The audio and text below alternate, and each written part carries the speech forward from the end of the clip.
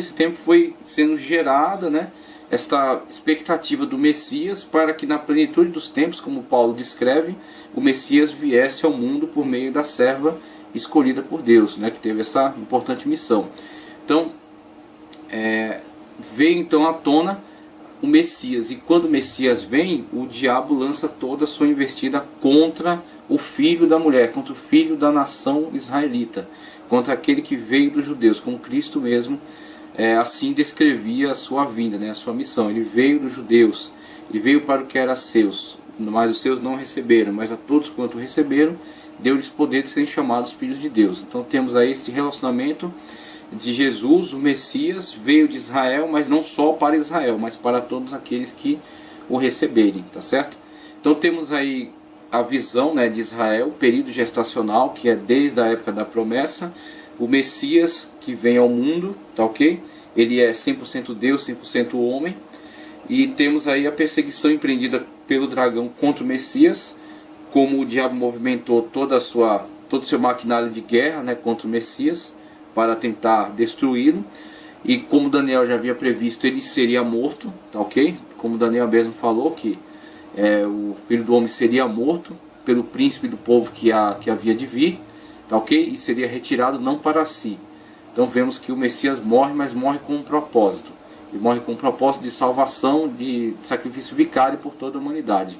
Ele morre, mas algo que Daniel não conseguiu ver de uma forma muito clara, tá certo? Não era para o tempo dele, mas nós vimos isso, e nós vivemos, nós temos nossa fé solidificada nisso. O Messias veio, o Messias foi perseguido, foi morto, foi crucificado, foi colocado num túmulo, né? Foi colocado lá naquela caverna, né?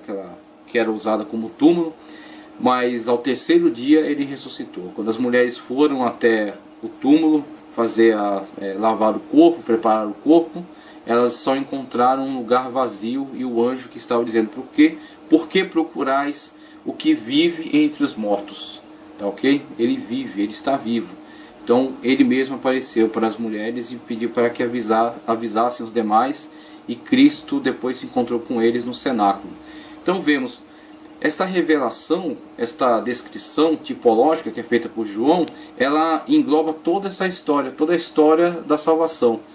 A promessa do Messias, o período gestacional, a plenitude dos tempos, a vinda do Messias, tá certo? A perseguição do diabo, todo esse contexto histórico em torno dele, tá certo? O livramento do Messias, quando fala que a criança foi tomada, tá certo? E deu à luz um filho que há de reger todas as nações com vara de ferro.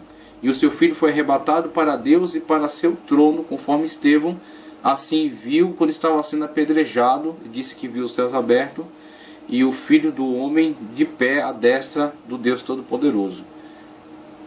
Esta visão está relacionada àquilo que João nos descreve aqui em Apocalipse 12.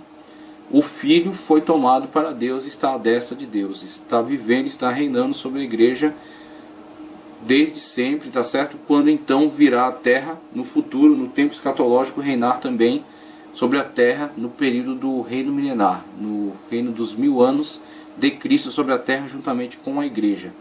E aí vemos a mulher, conforme foi lido no capítulo 5,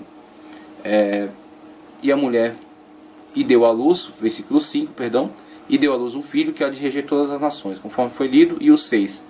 E a mulher fugiu para o deserto, onde já tinha lugar preparado por Deus, para que ali fosse alimentada durante 1260 dias. Novamente, a forma de abordagem do período de 3 anos e meio, quer colocando ela como um tempo, 2 tempos e metade de um tempo, quer colocando através da contagem dos 3 anos e meio direto, ou através da contagem dos dias. Então é dito: e a mulher fugiu para o deserto, onde já tinha lugar preparado por Deus, para que ali fosse alimentada durante 1260 dias. Nesta atitude de fuga, vemos então um movimento de perseguição contra a mulher, aquela que deu à luz o Messias. Então, o Messias, que foi perseguido, foi tomado para Deus e está assentado à destra de Deus. O diabo empreende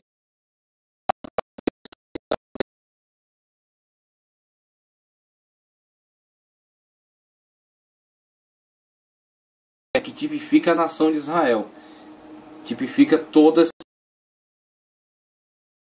essa nação que foi escolhida por Deus, da qual veio o Messias. E essa nação está em perseguição desde da época bastante atrás no passado, né, quando Cristo profetiza acerca da primeira destruição do templo, em 70 depois de Cristo. Em 135 depois de Cristo houve a grande devastação no reino de Israel,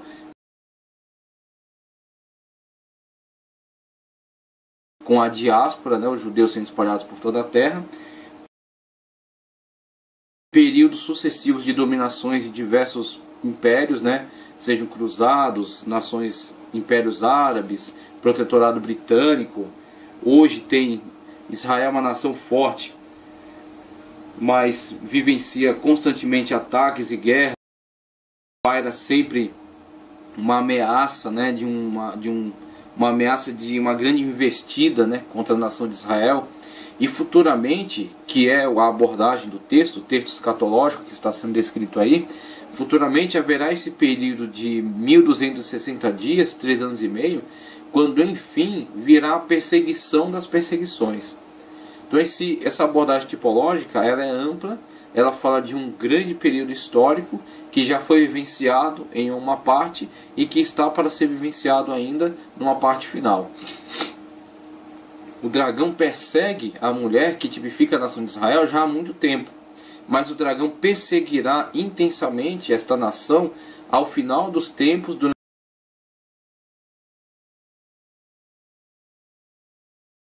os finais, conforme abordado aí em dias, quando essa nação se refugiará no deserto. A Palestina, temos regiões desérticas na Palestina, tá certo? E essa nação se refugiará no deserto e será alimentada, protegida e guardada durante esse período de intensa perseguição, quando então Deus os virá libertar, Deus os virá salvar. O Senhor Jesus, juntamente com a igreja, virá libertar esta nação dessa grande perseguição que será empreendida, conforme João nos descreve em Apocalipse 12. E houve batalha no céu. Miguel e seus anjos batalharam contra o dragão, e batalharam o dragão e os seus anjos, ok? A grande guerra empreendida aí por Miguel, conforme Daniel nos descreve o anjo que está designado para a nação de Israel, para guardar, proteger, batalhar por essa nação, dentre o plano da guerra espiritual, tá ok? No âmbito espiritual, um anjo que está colocado aí a favor da nação de Israel. Mas não prevaleceram, nem mais o seu lugar se achou nos céus. E foi precipitado o grande dragão, a antiga serpente, chamado Diabo e Satanás, que engana todo mundo. Precipitado na terra, e os seus anjos foram lançados com ele. E aí temos uma abordagem que vai desde a época em que o diabo é precipitado dos céus, tá ok? Mas não somente a época do princípio, quando ele se levantou contra Deus, quando ele ainda era o querubim ungido.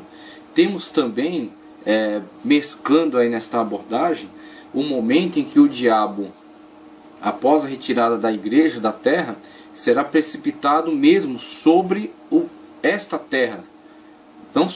Não apenas a queda dele dos céus, do trono de Deus, para o lugar onde ocupa hoje, tá ok?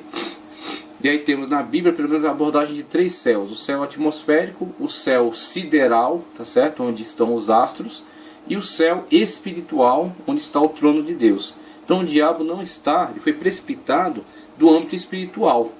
Mas temos Paulo, por exemplo, falando acerca das potestades do ar, das dominações do ar, os anjos que estão constantemente trabalhando, operando nesse plano do céu sideral, acima do céu atmosférico. Temos, por exemplo, Gabriel descrevendo que quando veio trazer a mensagem a Daniel, veio do trono de Deus para trazer a mensagem a Daniel, que está aqui no plano terrestre. Ele teve problema quando anjos se reuniram e tentaram interromper, tentaram bloquear a sua vinda.